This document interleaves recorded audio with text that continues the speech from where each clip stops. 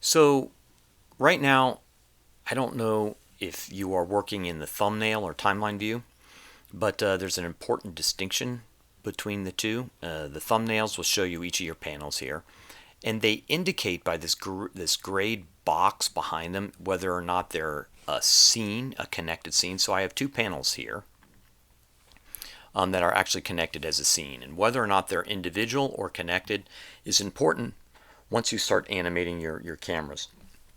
In order to get to the timeline view, it may already be on your board. If it's not down here, you simply just hit the plus and go to timeline, and then there you go. You can adjust your size of this by simply moving this little thing back and forth. Now, here we'll see I have two different shots within the same scene, right? So, or I should say two different placements within the scene. The ghost has gone from the right side of it to more the center of the frame. So if I would add an animation in here, I'm going to do that real quick right now by clicking on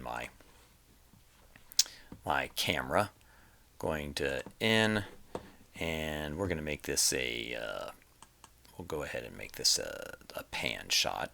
I'm going to put it on stage view just so it makes a little more sense here.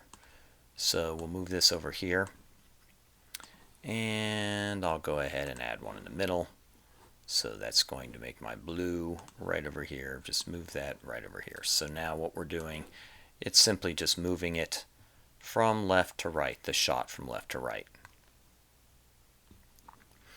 So it looks all fine when we are in our stage view, but if we go to our camera view, watch what's happening.